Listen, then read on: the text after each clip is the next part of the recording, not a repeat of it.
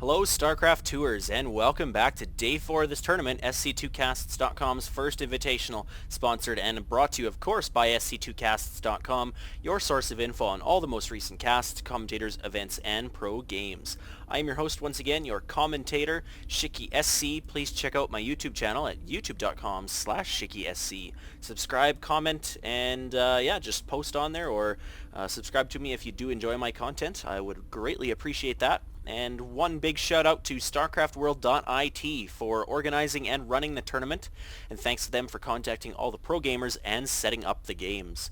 On to Group B, Day 4 here today. We have got some interesting ZvT action for you. And it is going to be the Blue Zerg Lalush spawning at the 12 o'clock position. So we've only had the pleasure of seeing a few of Lalush's games here of this tournament so far, and I have to admit I like his playstyle. I've been trying to play a little bit more Zerg in 1 vs 1, and I've been using a lot of his replays and his games from this tournament just to kind of get a different couple build orders and different playstyles to try out in 1 vs 1. Of course, I'm a noob and he's a pro, but anyways, his opponent today is going to be the Red Terran spawning at the 2 o'clock position here on Scrap Station, and it is going to be BratOK. Now, a lot of people, there's a lot of controversy over that name, but some people think it should be BratOK or BratOK or whatever, but it's from what I've known, it is BratOK, and I think Day9 also confirmed that, and well, Day9 knows everything. Gotta love Day9.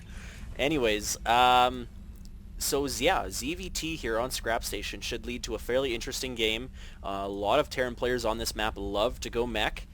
Mech versus Zerg can be very, very overpowered in this scenario just because of the fact you have a short distance you can run through if you break down the rocks, or you can develop some map control and slowly creep through, getting map control and just containing the Zerg player. But if the Zerg player can manage to get some map control over you, then you are in problem, are in problem. Learn English, Colin, learn English. Anyways, then you're going to be in trouble, because if the Zerg player has some map control, oh wow, I just totally lost my train of thought. They're able to contain the Terran player and out-expand them and then just out-produce them and start throwing units away at them and get the Corruptors out, or Corruptors and Broodlords out, and it becomes a very terrible situation for mech. Anyways, back over here with Lalush, he is getting his expansion up way before his spawning pool, so it looked like it'd be a 15 hatch and then a 16 pool. So, oh no, probably 15 pool as well, but anyways, no gas here for him yet, so he's likely just to get his queens up and running as soon as he can, and maybe, oh, now he's getting gas, so step on my own words.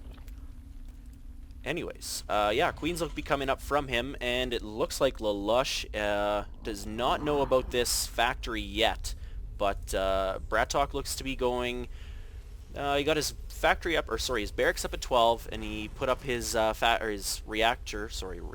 refinery up right after his barracks went down so that he'd have enough gas to produce that factory, and he's getting a Marine out here to check for overlords in his base. You definitely want to do this. This is something Terran players need to do a little bit more just to shoo away any overlords that are trying to sneak in. And Lalush did a little cutesy play where he pulled his overlord in just to see what was coming up, and the factory is doing it. And on the other side, the flip side, he is pulling his overlord in, and he is going to see this command center that just started to go down. So that is great game sense by Lalush in this position. So he's going to know kind of what BratOK is trying to do, and he's going to be able to counter it and come up with a good play style to counter that build by BratOK. Roach Warren already up for Lalush. That's kind of interesting. I don't see any roaches in production yet. Oh, we do have 3 actually. Where are they coming from? Oh, they're coming from his natural. That's peculiar. Generally, when I'm playing Zerg, or when I see a lot of the pro players playing Zerg, their first quite a few larvae from the natural expansion is always used on drones, but he's actually putting out a couple roaches from this area. That is okay to do as well if you feel you need those roaches to stop any type of early harassment. Unfortunately for him, those roaches are going to be useless for a while, as there is no impending push here from BratOK quite yet. His command center is just about to finish, likely to morph that into an orbital command as soon as it finishes, and we're getting a starport. So a 1-1-1 build style here from BratOK, whether we'll see Vikings or we'll see dropships, or sorry, medevacs. I keep wanting to call them dropships because I miss dropships. Anyways, probably going to see a Viking and try to clean up a lot of these overlords. That would be a very good play. Yeah, Vikings. Well, the 1-1-1 build here with the Viking at the end is a very popular build for Terran on Scrap Station. Because of the short fly distance, a lot of Zerg players will put a lot of overlords in this area, and then of course down and around the Terran base. But anyways, that is going to be happening. So we've got just the one Viking coming out so far. Maybe he'll produce a second, or maybe he just wants to overlord hunt. Oh, Lalush is showing his overlord here at the top corner, so he is going to get that one taken away from him first of all. And putting out a couple tanks. No siege tech quite yet. It's only about 40% of the way done. So he does look to be going mech, but he may change that around because he is putting up a second barracks. Now, I guess Marine tank is a fairly standard play if you can back it up with some Vikings for air support and to get that site. And he's now flying his orbital command to his natural expansion to get that up and running, because if we look at the income tabs, he is quite a ways behind looking at the gas and the harvester count. He's almost 10 harvesters behind. He's almost even on minerals, but that's because of not having the extra gas refineries up and mules, of course. So back to the production tab, we see a Spire coming up, and wow, 10 drones. So Lalush is powering through drones right now, just getting his economy going. Looking back at the income tab, yeah, we've got a 14 drone advantage now. And not so, there he goes. So he's a little bit behind on his spawn larva. Needs to put down a creep tumor with that extra energy, or maybe he's saving it just in case he needs to do any type of transfusion. I don't know what is going through his mind right now, but it'd be interesting to know. It's kind of what I like about the co-procasts that I've done, because those questions I can ask them right then and there and I get my answers.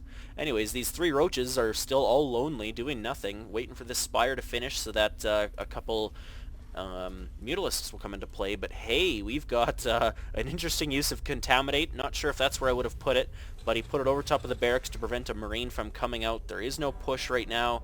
That Marine would not really have done much at that time. I probably would have saved that energy and maybe put it down on the command center or even the starport, but I guess it is close to the outside, so he did want to use it ASAP. And wow, Lalush has taken a third base, very ballsy. If we look at the army tab, he's he's now quite a ways ahead because of these Mutalisks. He's now got the army advantage and the economic advantage, so he is in a very, very good position right now. But unfortunately for him, BratOK did see the Spire, so he has a couple turrets up. His engineering bay is ready. More turrets are coming up. He's got one Viking out in the field, but these mutas are coming in for harassment. Oh, he's got a second turret here that was kind of hidden from me, but that was a nice way to hide that. But yeah, it's going to prevent his minerals from coming in at a perfect rate. He's got to go around it.